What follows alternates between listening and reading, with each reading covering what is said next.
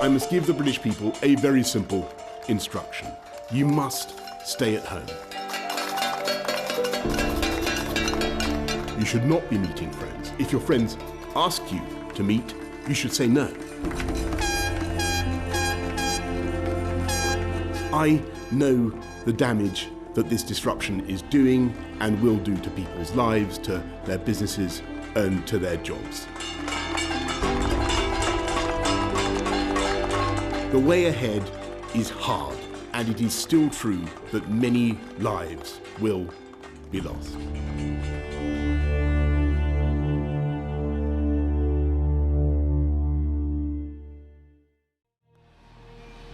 What's going on behind the mask?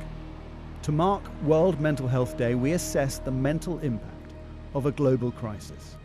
Am I feeling angry, grumpy, lonely, or just sad? To be honest, I think I'm feeling all of them at the same time. Camilla kept a diary for us during lockdown. Forced to shield due to a heart problem, soon her biggest enemy was not the virus, but loneliness. I'm a little disappointed with some people, some friends that I've not heard from anywhere near as much as I expected to.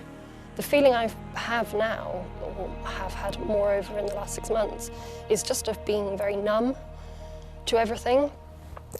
Feeling like I can't get a reaction out of myself for anything.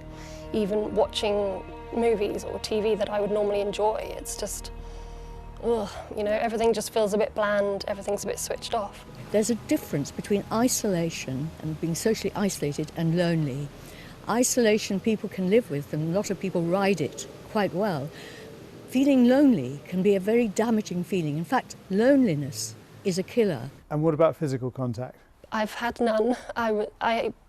In June I bought a shower curtain and I hugged my mum whilst I was wearing it, and that's all I've had. That's the only hug I've had since February. The virus hasn't just increased loneliness, but also anxiety and uncertainty. Musician Astrid says the loss of her job has left her struggling. As debt increases, right, you start looking at yourself and your self-worth. I came here to work and to study and to, live out my potential, and that is being taken away from me. So yes, you do feel powerless, and sometimes you think, what's the point? A recent national study found the rate of depression has doubled on last year. Another that mental distress on a level requiring treatment also rose sharply during lockdown and remains high. It's been like a sort of pebble dropping into the pond with ripples that go right out. I think at the beginning of the crisis it was a real direct impact on fear of the virus itself, but as we've gone on, there's the sort of more sort of indirect effects on people's jobs and livelihoods, and also their sort of social structures. Yet despite the growing need for help, Sky News has found the number of referrals to adult NHS mental health services fell. In the 5 months from March, there were over 200,000 fewer referrals than the year before. There seemed from the statistics to be fewer people being referred into the NHS for help. I mean, that is definitely a worry, and we're very, very clear as the government that the NHS and all its mental health services are absolutely open for business, and people should be taking advantage of that.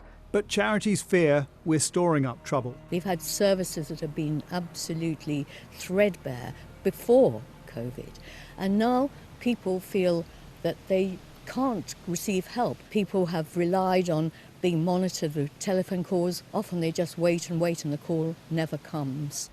It is a troubling new reality, isn't it? The things that bind us, parties, gatherings, they've become illegal. But the things we strive for, our ambitions, our jobs, relationships, they've become more difficult. And it's getting us down. I was speaking to my therapist earlier this week. Studies show the mental health risk has increased most for younger people. Recovering alcoholic Ben Robinson says he's coped with lockdown, but it's the uncertainty of the future that's impacting his peer group. No one can stand here and say it hasn't made an impact on their lives, but especially for those of my generation that are looking to make the next move in their life, which, let's be honest, under 30, you're always looking for that next move, it's not there. And even people that aren't in my circles, but my friends who don't have specific mental health problems, have started to highlight them to me, almost coming to me for advice on how do I deal with this low-lying feeling of, you know, lack of motivation or lack of worth. Another group more severely mentally affected by the pandemic are those from poorer backgrounds. At the Church of the Resurrection in Ely, Cardiff, the pandemic has been intensely challenging. Since lockdown started, we've done 10 suicide funerals, which is way above our annual average for suicides. And of course, when the furlough scheme ends, who knows what's going to happen with that picture. I would say they all had underlying mental health issues that might have been just slightly in the distance normally and manageable. But with the pandemic, losing their jobs or a relationship breaking up, then that's been the thing that's tipped them over the edge. The older members of the congregation are also feeling the effects of loneliness. One of the things that I found was sleeping. I could usually go to sleep, but then I'd wake up early hours of the morning, and of course, when it's quiet, all these things go through your mind, and I still have that. I still do wake up.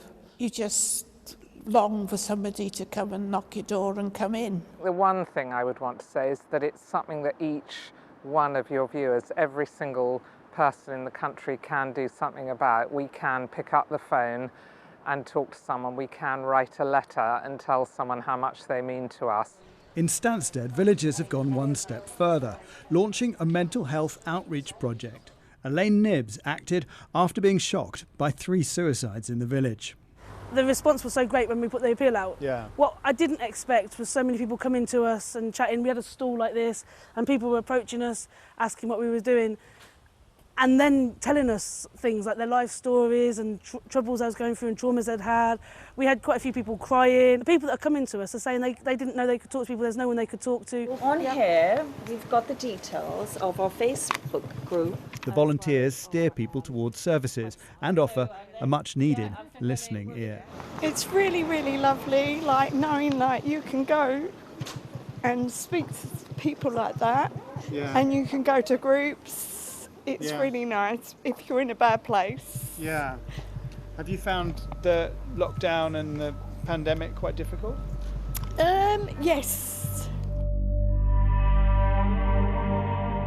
Gemma is getting the help she needs, but mental health services are strained, and 2020 has put more of us on edge, struggling with something lethal, and sometimes feeling no one has noticed. Jason Farrell, Sky News.